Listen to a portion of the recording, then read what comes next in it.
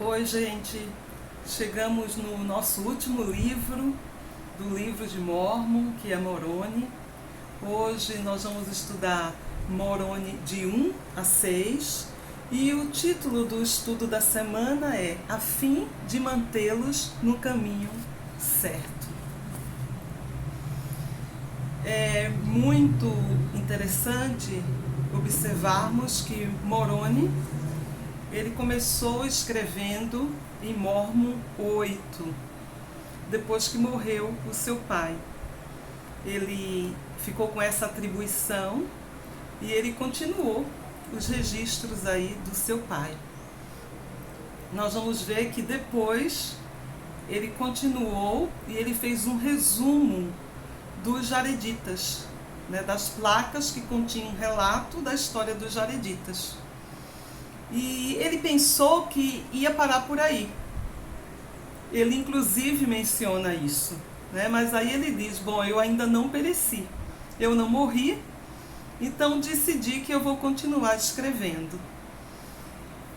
Então nós já observamos algumas coisas bem significativas sobre Moroni.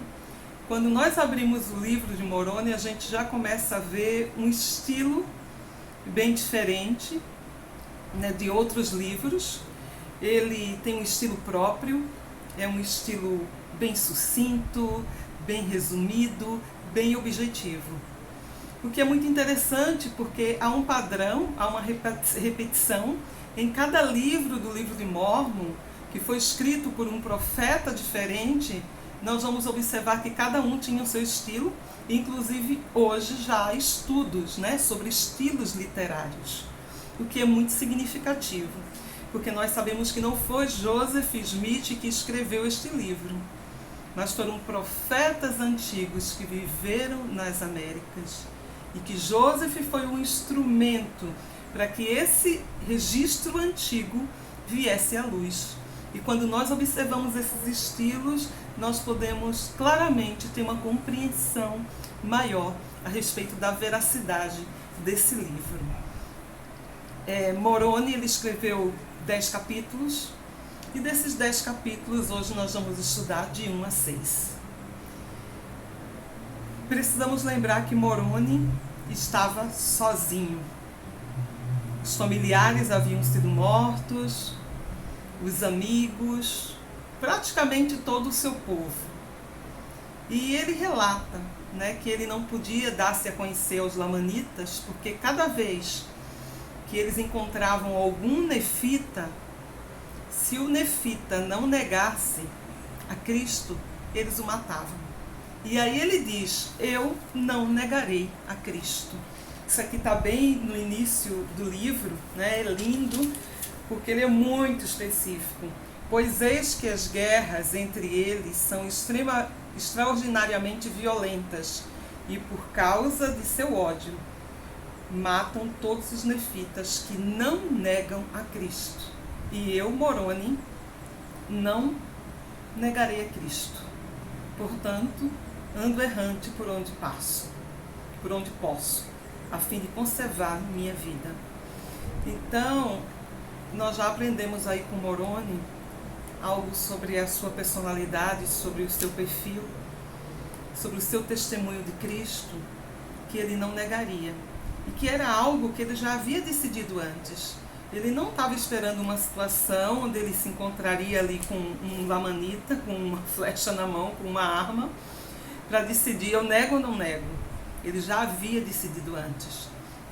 Muitas vezes nas nossas vidas nós vamos ter situações que vamos nos deparar com perigos, com tentações, e nós precisamos decidir antes, para na hora não fletarmos com o pecado, para que o nosso pensamento não dê a possibilidade de fraquejarmos e escolhermos outras alternativas. Então que o Senhor nos abençoe nas nossas escolhas e a ser tão fiel e forte como foi Moroni, em já saber que não negaria a Cristo, fosse qual fosse a situação. Ele já havia decidido antes.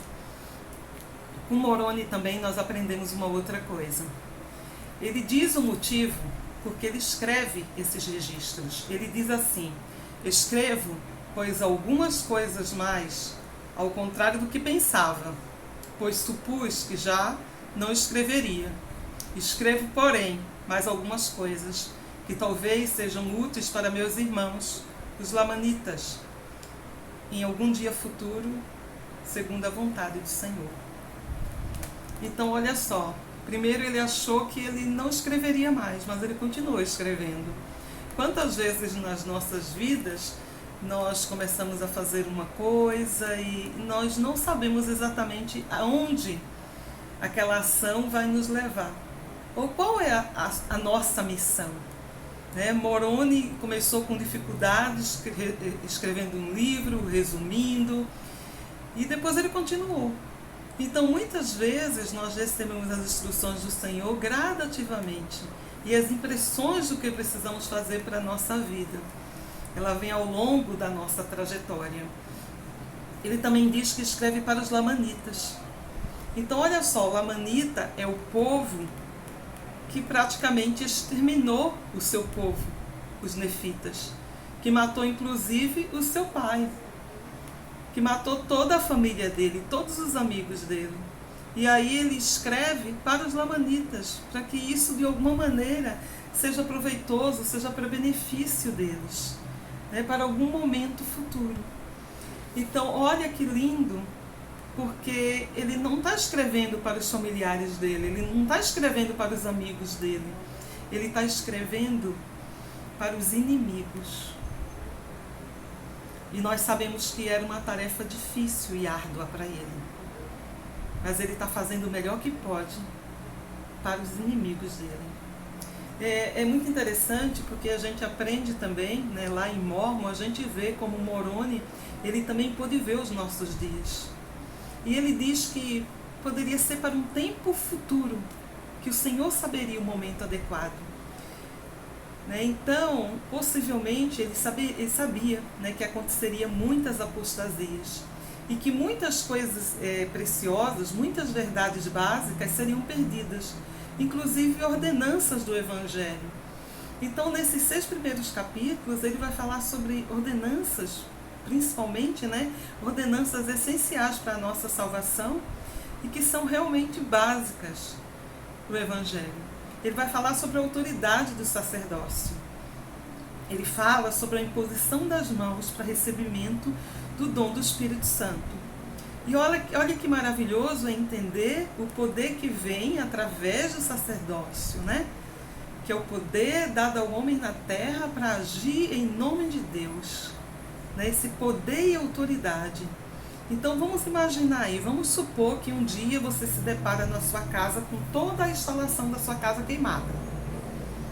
Você vai lá, liga o interruptor e descobre que não tem luz. E aí você chama o eletricista. E esse eletricista vai lá, faz todos os reparos, faz todas as ligações, ele troca a fiação, ele arruma tudo, e ele deixa tudo perfeito para você. Mas você liga lá e continua sem luz. Por quê? Porque agora você tem que acionar a empresa de energia, porque eles precisam ligar, eles precisam autorizar para que a luz chegue na sua casa. Então é a mesma coisa o sacerdócio. O homem, ele precisa ter essa autoridade divina. O Senhor é como se fosse essa companhia de energia elétrica. Ele vai dar essa autoridade ao homem. Ele vai dar o poder para que essa energia chegue, para que esse poder seja realizado em nome dele. Então ele fala sobre esse poder do sacerdócio. Ele fala sobre a imposição das mãos através do Espírito Santo. Olha o privilégio que nós temos de receber o Espírito Santo. Receber o Espírito Santo, porque o Espírito Santo é uma dádiva, é um presente que nós recebemos. É Ele que vai nos ajudar a ficarmos fiéis, a permanecermos firmes no Evangelho. Porque Ele não vai nos deixar errar se nós seguirmos a sua influência. Ele fala sobre coisas maravilhosas nesses capítulos. Ele fala sobre o sacramento, sobre a importância do sacramento. E ele fala aí sobre as 2 orações sacramentais, né? Sobre a bênção do pão e sobre a bênção da água. E ele fala coisas interessantes aqui na bênção, né? São palavras que todos nós conhecemos, que eu gostaria de relembrar. Por exemplo, ele nos promete, né, que durante o sacramento, nós prometemos, cada vez que partilhamos o sacramento, tomar sobre si o nome de Cristo. Então, quando nós tomamos sobre nós o nome de Cristo, significa que nós vamos ser os melhores discípulos, que nós vamos nos esforçar para sermos fiéis. Não somos perfeitos, mas vamos tentar fazer o melhor que nós podemos, a nossa medida. Ele fala ainda, né, que ao tomar sobre nós o nome de Cristo, nós nos tornamos seus filhos. E nós nos tornamos seus filhos através do poder redentor da sua expiação. Essa expiação que nos torna filhos de Cristo. E aí ele fala sobre lembrar sempre dele. Que nós precisamos lembrar sempre dele. E ele dá uma promessa, né, que a recompensa é ter sempre consigo o seu Espírito. Então, olha que maravilhoso. Quando nós chegamos à bênção da água, ele fala ainda da promessa, né? Ele fala que deveríamos lembrar sempre dele.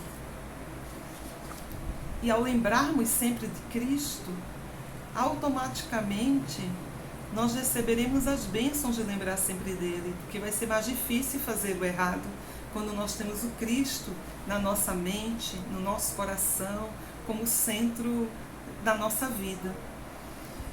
O sacramento é aquele momento sagrado que nós precisamos lembrar da expiação do nosso Salvador. Precisamos lembrar dele. E é um momento também que a gente deposita ali no altar do Senhor as nossas angústias, os nossos medos, as nossas dificuldades.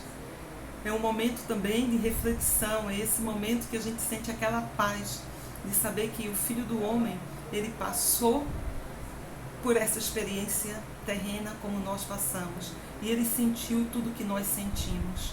Então, o sacramento é realmente um bálsamo para a nossa alma. Prestar atenção nessas orações sacramentais é sentir a importância e o poder que vem de partilharmos o sacramento a cada semana. Ele vai falar ainda sobre o batismo, a importância de sermos batizados, a importância de desenvolvermos fé, arrependimento. Olha só que Moroni, mais uma vez, ele está falando o que tantos outros profetas repetiram sobre as ordenanças, né, e princípios básicos do Evangelho, porque são esses que vão nos levar um dia à presença do nosso Pai Celestial. Moroni, ele fala dessa importância e desse batismo, ele diz uma coisa muito interessante, né? Ele fala que dessa maneira as pessoas seriam contadas como membros da Igreja de Cristo. Então, ao aceitarmos o batismo, nós teremos os nossos nomes incluídos no registro. E ele fala ainda, né, sobre o arrependimento que leva ao batismo, que é exatamente um coração quebrantado, um espírito contrito, esse espírito de humildade, de querer mudar sua vida, de querer ser melhor. Ele fala, né, que a igreja reunia-se frequentemente para jejuar e orar e para falar a respeito do bem-estar das suas almas. Então, nós sabemos a importância de nos reunirmos como igreja frequentemente. Porque quando nós nos reunimos, nós temos essa força, né, essa força do grupo. E aí eu achei muito interessante uma citação do Elder Holland, que ele fala por que nós vamos à igreja. Né? Ele diz assim, a maioria das pessoas não vai à igreja meramente para aprender mais alguns fatos do Evangelho ou ver velhos amigos. Embora essas coisas sejam importantes, vão em busca de uma experiência espiritual. Querem paz, querem sentir a fé fortalecida e a esperança renovada. Querem, em suma, ser nutridos pela boa palavra de Deus e fortalecidos pelos poderes do céu. Nós que somos chamados a falar, ensinar ou liderar, temos a obrigação de fazer com que isso aconteça da melhor maneira possível.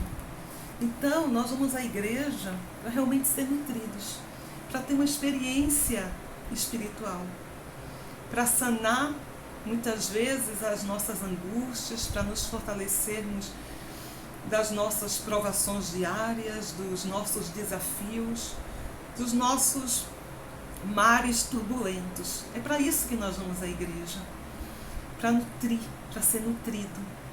E aí, durante esse tempo de pandemia, nós vivemos essa experiência de estarmos longe da igreja. Longe, né, tecnicamente, porque nós aprendemos que a igreja poderia estar na nossa casa, através dos nossos estudos da semana, através da administração do sacramento. E eu tenho certeza que todos nós fizemos isso da melhor maneira que nós podíamos. E como somos gratos, né, por um profeta vivo, que pôde prever toda essa situação, todas essas coisas, e que nos providenciou meios, né, maneiras de estarmos fortalecidos, já que não estávamos juntos aí como igreja, como povo.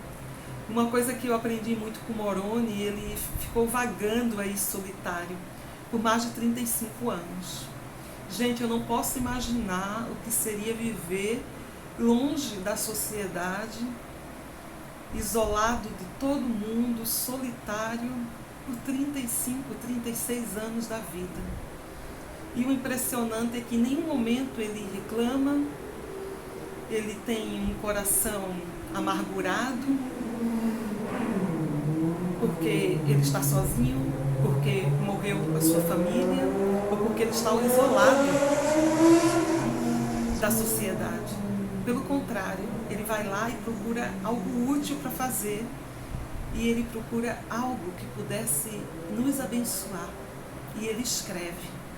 Isso é maravilhoso, porque nós vivemos durante esse ano essa experiência de alguns meses com o coronavírus, numa situação bem diferente de Moroni.